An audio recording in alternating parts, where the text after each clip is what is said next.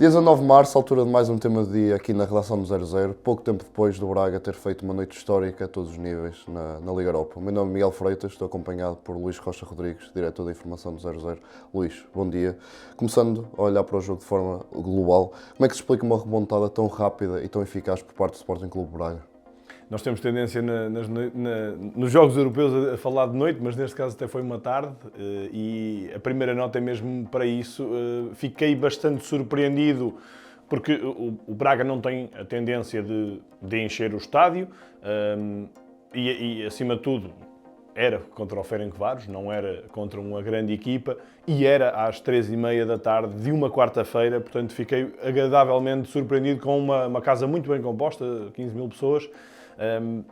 Diria que isso também começa por ajudar a explicar esta reviravolta, mas foi uma reviravolta acima de tudo de autor e neste caso de Carlos Vicens, corrigiu bastantes dos problemas que o Braga tinha tido na primeira mão.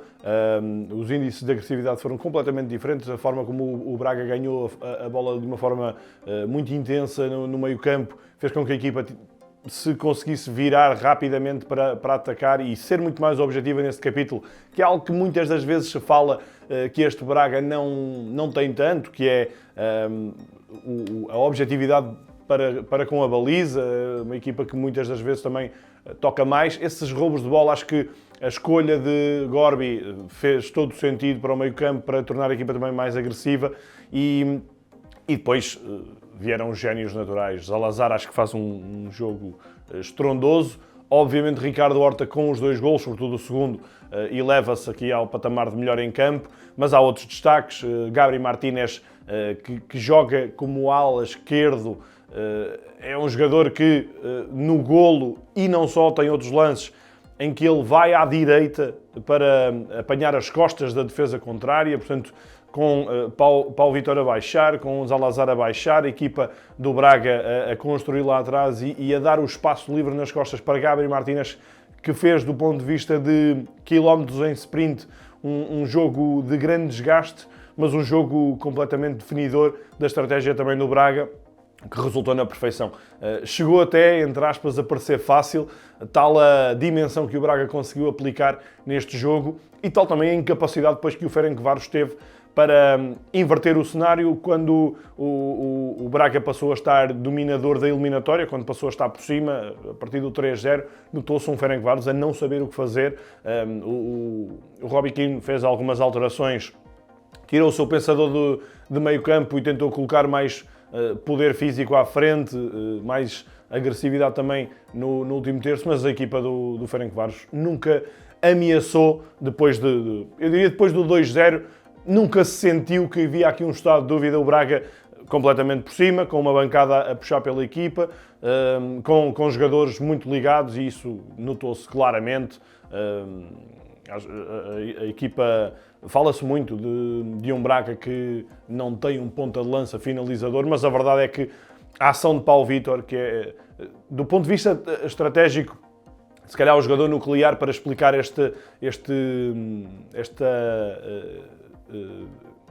desmontar que o Braga fez ao seu adversário, tem muito a ver com essas saídas de posição do Paulo Vitor, a forma como ele assiste Gabriel Martínez para o 3-0, a forma como ele participa no primeiro e no quarto golo, sempre fora de posição, perante uma defesa a 3, a equipa do Ferencváros, que tinha estado muito coesa na Hungria, foi completamente permeável neste jogo e o Braga consegue uma vitória que não tem, acaba por nem ter tantos contornos épicos como foi a vitória do Sporting. Claro, era menos um golo para recuperar, mas acima de tudo porque o Braga tornou fácil, com muito mérito do trabalho da equipa, uma eliminatória que tinha tudo para ser bastante mais complicada. Já falaste aqui do ponto de vista coletivo, fiquemos aqui um bocadinho do ponto de vista individual, porque o Ricardo Horta marcou mais 2 golos. Para onde é que caminha o capitão do Sporting Clube Braga? O Ricardo Horta faz, se não me engano, 19 golos esta temporada, que é uma temporada que até nem começa com muita produtividade. Vimos Zalazar a assumir mais a vertente finalizadora, mas a verdade é que Ricardo Horta já está a muito pouco das suas épocas mais concretizadoras de sempre. Isto nunca esquecendo que também é um jogador que assiste e tem também já 10 assistências, mas está a 4 ou 5 golos das suas melhores épocas, uma com 23 golos, 22, 23, e outra com 24 golos, é a sua época mais concretizadora, em 2019-2020, uma época até atribulada no Braga, época em que Ruben Amorim passou de uma forma fugaz pelo clube. Mas, acima de tudo, Ricardo Horta caminha, a meu ver, para já se poder dizer que é o melhor jogador da história do Braga. Acho que é um rótulo que é muito difícil de se poder dizer, sobretudo em jogadores que estão no ativo e que estão no ativo no clube, mas acho que Ricardo Horta já pode ostentar isso. Claro que ele não o vai assumir, mas não precisa, podemos ser nós a dizer que Ricardo Horta é o melhor jogador da história do clube. É o jogador com mais jogos, é o jogador com mais golos, é o jogador com mais golos em competições europeias, chegou com pré-eliminatórias à mistura aos 25 golos, segue-se o Paulinho com 12, nem metade, e o Alan com 11, portanto o segundo e o terceiro não conseguem alcançá-lo no somatório dos seus golos.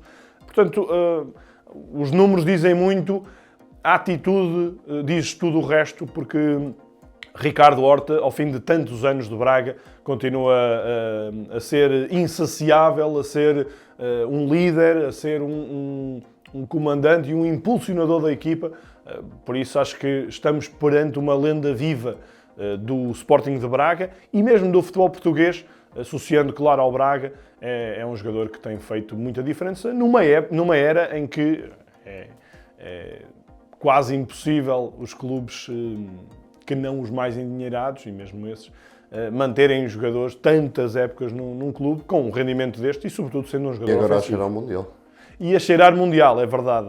Ainda ontem no X, o nosso diretor adjunto, o Pedro Jorge da Cunha, falava dessa questão de ele poder ir ao Mundial. Eu creio que Roberto Martínez tem-no mais ou menos riscado, não o voltou a chamar desde que não o chamou para o Europeu, mas é um jogador que, independentemente do merecer ou de não merecer, o merecer parece-me evidente que sim, mas em termos de utilidade é um jogador que é útil, que sabe estar no banco também, em termos de seleção, isso também é importante, em termos de grupo.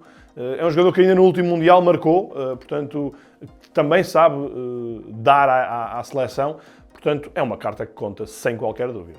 Recuando aqui um bocadinho no teu discurso, falaste há pouco das alterações que o Carlos Vicente fez. Há aqui também um fator importante a falar, a questão do descanso, porque tal como o Sporting não tiveram os seus jogos adiados no Campeonato Português, esta decisão de adiar o jogo também pode ter influenciado o excelente rendimento que o Braga apresentou? Eu creio que não há dúvida disso. Atenção, temos que falar que o Ferencváros também adiou o seu jogo, portanto aqui estavam em pé de igualdade. Mas a questão é que o natural seria o Braga, tendo em conta a nossa calendarização, seria o Braga não ter adiado o seu jogo, ter jogado aqui no espaço de 3, 4 dias, 3 jogos, 3, 4 dias de intervalo, estes 3 jogos, se calhar conseguiria na mesma dar a reviravolta, mas acredito que não seria tão fácil. E este é um aspecto muito importante. Nós vimos esta semana 2 equipas portuguesas a conseguirem 2 remontadas depois dos seus jogos serem adiados. Há aqui questões relevantes. Primeiro é, de facto, a falta de calendário para encaixar esses jogos. Não tanto o Braga, mas sobretudo o Sporting, porque tem uma eliminatória ainda da Taça de Portugal para fazer e, portanto, tem o calendário completamente preenchido até às últimas jornadas. E não é também saudável que o campeonato, e creio que é isso que Farioli critica, não é saudável que o campeonato tenha um jogo arrastado durante 2 meses e que as contas estejam por fazer. E acho que aqui a questão do título é importante, mas a questão da manutenção também é importante, porque estamos a falar do Sporting de Tondela. Mas eu acho que é importante criar condições para que estas equipas possam estar nesta fase decisiva a representar Portugal e a poderem ter momentos de descanso.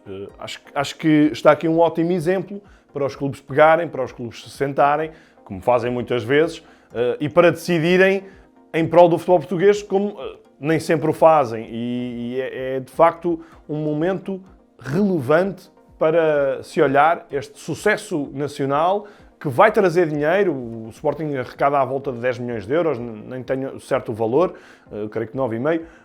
O Braga arrecada 2,5, que também é muito saudável para as suas contas. O Porto, se passar, como obviamente todos esperamos, também arrecadará esse valor. Portanto, isto significa dinheiro também para o futebol português, para os clubes portugueses. Portanto, é muito importante, muito urgente até, que se pense nesta questão como algo a ter em conta para o futuro. Um aspecto muito importante, a Federação já anunciou que a Taça de Portugal, as meias finais, deixam de ser a 2 mãos na próxima época e passam a ser a 1 mão. Já está aqui ganho um intervalo de semana que poderá ser bastante importante para encaixar jogos destes que possam ser adiados. Ainda assim, a calendarização pode sofrer alguns possíveis ajustes a nível nacional para proteger mais estas equipas, porque obviamente a UEFA não vai estar a mudar o seu calendário e vai ter que ser Portugal a ajustar-se ao que existe. Portanto, fica este bom exemplo de sucesso português, que eu acho que também tem influência esse duplo adiamento. Antes de olharmos para o futuro, aqui um pouco também fazendo futurologia relativamente ao Braga apenas na Liga Europa, que ambições é que o Braga pode ter nesta prova, tendo em conta o percurso que já sabe que tem? Quando olhamos para os grandes candidatos desta Liga Europa, não colocamos o Braga. Coloca-se o Aston Villa, do Unai Emery, que é uma equipa muito forte. No ano passado, creio que chega aos quartos de final da Liga dos Campeões. Está do lado do Porto, exatamente. Há o Porto, como é lógico, e mesmo o Stuttgart acho uma equipa muito forte. Eu diria que o Porto-Stuttgart é a grande eliminatória destes oitavos de final. O Porto tem vantagem e pode agora concretizar essa passagem. E depois há o Lyon, no plano teórico, do lado do Braga, eu acho que é o adversário mais temível. O Braga poderá ter uma boa notícia, a meu ver, se o Panathinaikos passar. Tem vantagem de 1-0, é uma vantagem magra e, na minha opinião, o Betis continua a ser favorito para passar. Vamos ver hoje à noite, mas seria, do ponto de vista desportivo, interessante apanhar o Panathinaikos, mas não creio também que o Betis seja uma equipa pela qual o Braga se deva sentir inferiorizado. Depois o Lyon, ou o Celta, com quem o Lyon está a jogar, ou o Friburgo, já não me lembro bem qual é a outra equipa que está desse lado do Braga, poderá ser o adversário das meias finais, mas nessa altura já nem se olha para quem é que está à frente, olha-se para o facto de se estar a uma eliminatória da final. E o Braga pode ter, nesta altura, todas as ambições de conseguir chegar a uma final europeia. Seria épico para o Braga, já lá chegou há 15 anos e creio que tem aqui um cenário propício, favorável para tentar essa gracinha. Agora, não se pode exigir isso ao Braga, como é lógico. Será um bombom bastante doce para a equipa de Carlos Vicente. Tem qualidade para isso, tem traqueios para isso. Eu diria que tem uma equipa muito mais, em termos individuais, muito mais madura do que a equipa de 2010-2011, que é uma equipa que passa ao Liverpool, que passa ao Benfica nas meias finais.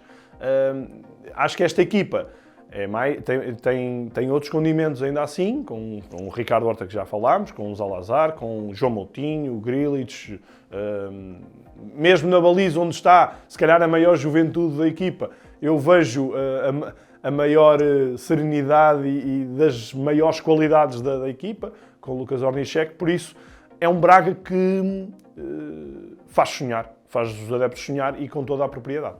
Focando agora as nossas intenções na Liga Portugal Bet-Tickle, até porque este fim de semana há um grande jogo entre Sporting, Clube Braga e Porto. Achas que este resultado que o Braga obteve e que o Porto também vai obter nesta quinta-feira pode influenciar o que vai ser o jogo no domingo? Há aqui um aspecto relevante do ponto de vista físico. O Porto deve, ao máximo, tentar resolver o assunto em 90 minutos. Isto não é nenhuma eureka que eu estou aqui a dizer. Claro que qualquer portista quererá isso, mas o facto de evitar um prolongamento será muito importante para o Porto, porque fica a 72 horas desse jogo, que não acho que seja, não é um jogo vital para o Porto. O Porto até, entre aspas, pode dar-se ao luxo de perder esse jogo, e fica na mesma na frente e fica com um calendário relativamente acessível. Tem uma ida ao Estoril, ao Estrela, assim, mais na parte final, e o Estrela poderá estar na luta pela manutenção, mas eu diria que tem um calendário acessível. Este é, de facto, o jogo mais complicado até ao fim. Se o Porto ganhar este jogo, eu diria que fica com mão e meia no troféu. Mas acho que o Braga, de facto, ganha aqui um elan diferente para encarar este jogo. O Braga vem, a nível nacional, de empatar em casa contra o Sporting. Foi uma equipa muito competitiva em Alvalade, foi uma equipa que empatou também em casa contra o Benfica, portanto, nenhum dos dois rivais do Porto conseguiram ganhar em Braga. Conseguiu ser altamente competitivo, se calhar a equipa que criou mais desconforto no Porto no Dragão, e por isso tem de facto armas para, como dizia o Carlos Vicens no final do jogo à DAZN, que a equipa se sente mais confortável no tu-a-tu, ou seja, no cara a cara, com equipas que olham de frente para o Braga, que discutem o jogo com o Braga, que não se encolhem lá atrás, e acredita, Carlos Vicens, que tem condições para discutir esse resultado. Não tenho qualquer dúvida que o Braga tem capacidade para bater o pé ao Porto. Vai ser, acima de tudo, um jogo muito interessante, e o Braga poderá ter, do ponto de vista físico, alguma vantagem, quer porque descansou no fim de semana, quer porque jogou com um dia de antecedência e não foi sujeito a prolongamento, e o Porto pode, efetivamente, ser. Agora, também não tenho dúvidas que Farioli, mesmo com uma eliminatória que a quererá passar, vai, na mesma, fazer a sua gestão de grupo, a pensar em ter os jogadores no máximo das suas forças em Braga. Portanto, acima de tudo o que se viu é do ponto de vista mental, será um Braga mais capaz de tentar colocar em sentido o Futebol Clube do Porto. E é com este olhar para o futuro que terminamos o tema do dia desta quinta-feira. Muito obrigado, Luís, pelo teu contributo. Obrigado. Não se esqueça ainda de ouvir o Mundo Fantasy, onde são dadas algumas dicas relativamente a esta jornada da Liga Portugal Bet-Click. Obrigado.